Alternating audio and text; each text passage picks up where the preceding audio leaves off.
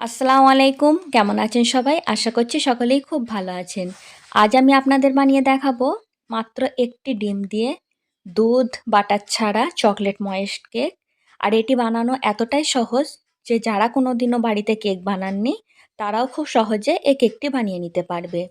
আর এই chocolate cake ছোট থেকে বড় সকলেই খুবই পছন্দ করে। তাই ভিডিওটি স্কিপ না করে পুরোপুরি দেখার অনুরোধ রইল। আর তারই সাথে ভিডিওটি যদি একটুও ভালো লেগে থাকে ভিডিওটিতে একটি লাইক করে চ্যানেলটি সাবস্ক্রাইব করে পাশে থাকার অনুরোধ রইল। আপনাদের একটি লাইক, শেয়ার, কমেন্ট এবং সাবস্ক্রাইব আমাকে আরও নতুন ভিডিও বানাতে মোটিভেট করে। চলুন তাহলে ভিডিওটি শুরু করা যাক। এই কেকটি আমি যেই পাত্রের মধ্যে বেক করতে দেব সেটি প্রথমে রেডি করে নেব।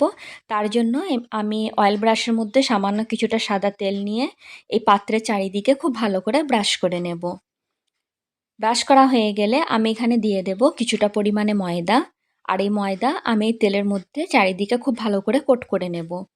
আর এই কাজটি কীরকমভাবে করছি আশা করছি ভিডিওটিতে দেখে বুঝতেই পাচ্ছেন। আর এরই মাঝে আমার এই ময়দা এই পাত্রের মধ্যে খুব ভালোভাবে লাগিয়ে নেওয়া হয়ে গিয়েছে।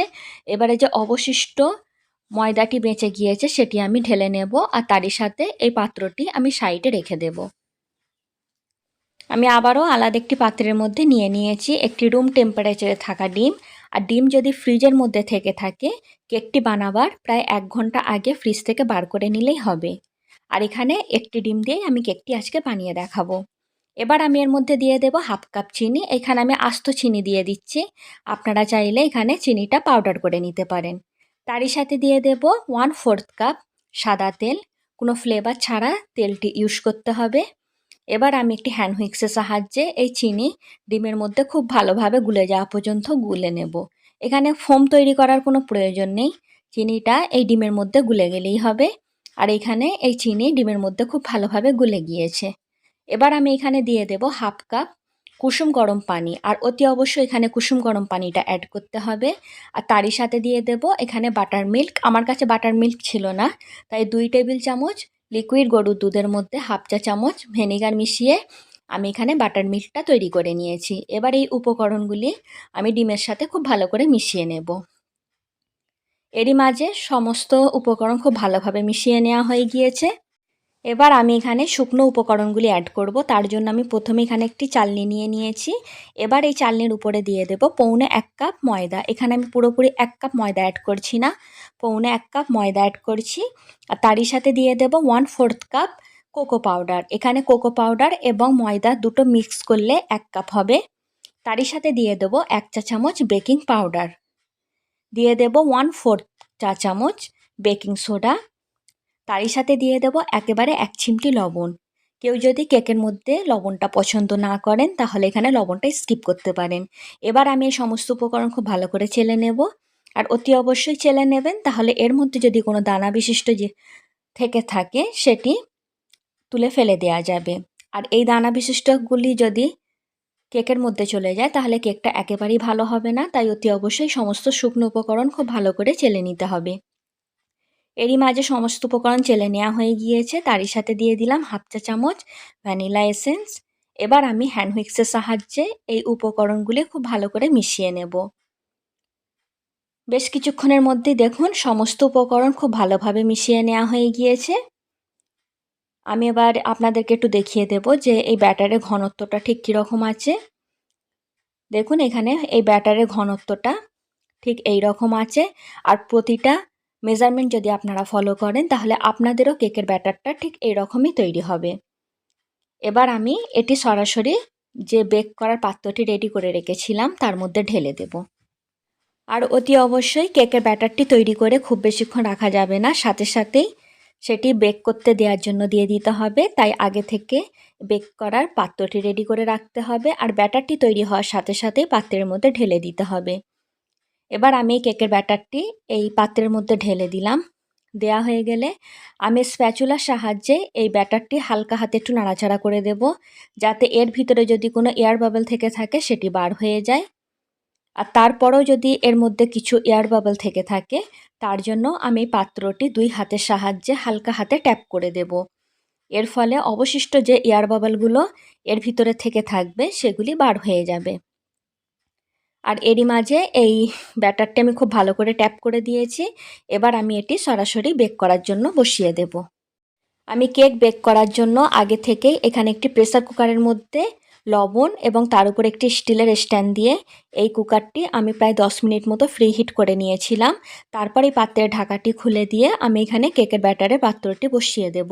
আর এই পর্যায়ে গ্যাসের ফ্লেম একেবারে লো রেখেছি। আর এই পাত্রটি বসাবার সময় খুব সাবধানের সাথে বসাতে হবে, যেহেতু এখানে কুকারটি খুবই গরম।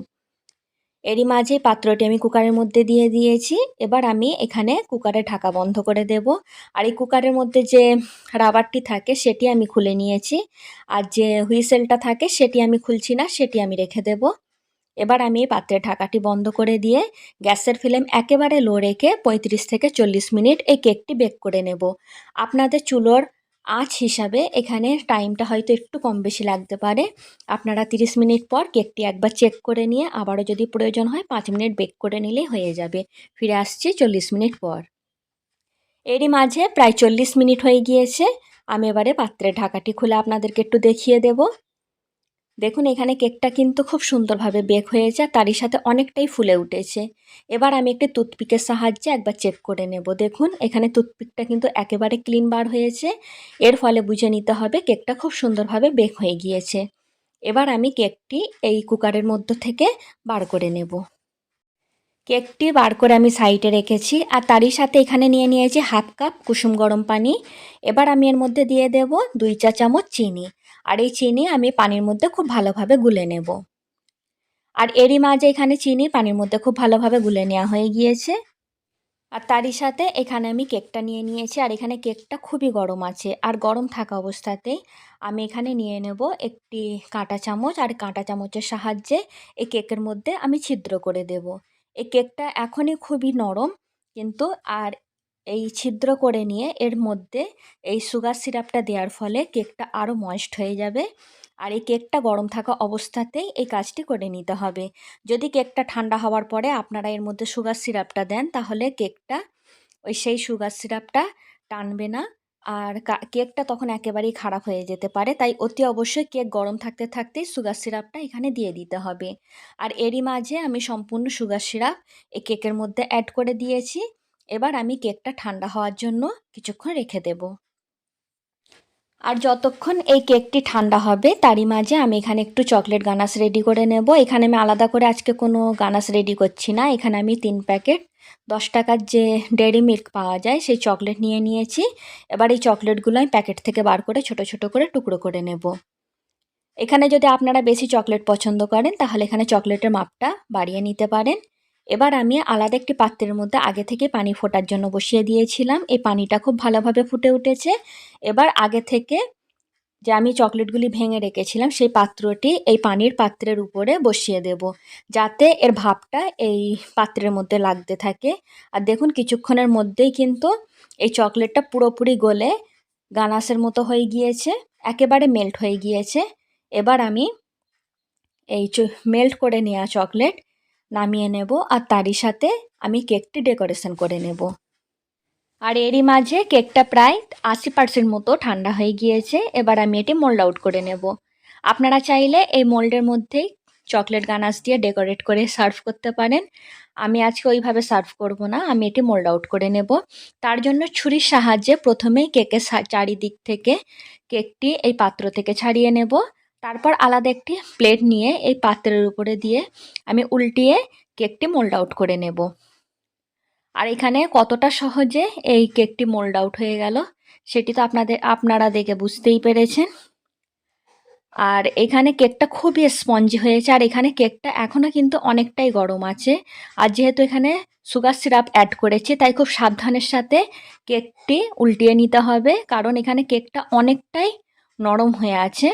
আর এখন হয়তো আপনাদের কেকটি দেখে মনে হবে যে এটি ভেঙে গিয়েছে, কিন্তু না, এটি গরম আছে বলে এইরকম লাগছে। ঠান্ডা হয়ে গেলে এটি খুব সুন্দরভাবে সেট হয়ে যাবে। এবার আমি আগে থেকে রেডি করে রাখা চকলেট গানাশ এর উপর দিয়ে খুব ভালোভাবে লাগিয়ে দেব।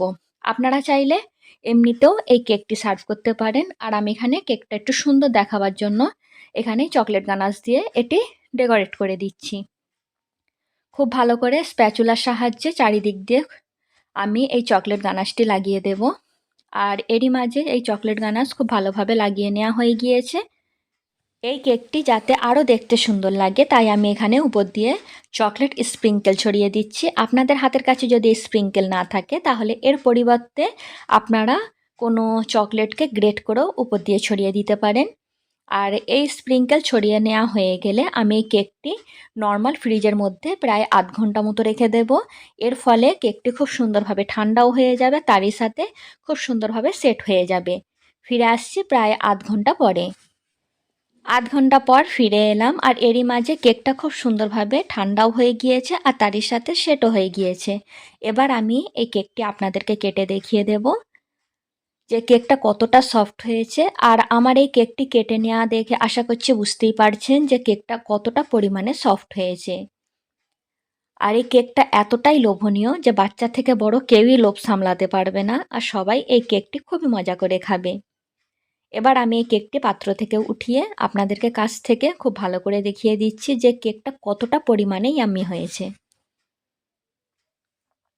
আর খুব সাবধানের সাথে কাজটি করতে হবে যেহেতু এখানে কেকটা খুবই সফট হয়েছে, তাই এখানে খুব সাবধানের সাথে কেকটি উঠিয়ে নিতে হবে। আমি কাছ থেকে আপনাদেরকে একটু দেখিয়ে দিচ্ছি, দেখুন কেকটা দেখেই কতটা লোভনীয় মনে হচ্ছে। এটা ভিতর থেকে যতটা স্পঞ্জি আর ঠিক ততটাই জুসি আর খুবই সফট হয়েছে। আমি আপনাদেরকে একটু ভালো করে কেটে দেখিয়ে দিচ্ছি। দেখুন, আশা করছি কাটা দেখে বুঝতেই পাচ্ছেন যে কতটা সফট এই কেকটি। তাই আমি বলবো বাড়িতে একবার হলেও এই সহজ রেসিপিটি ট্রাই করবেন।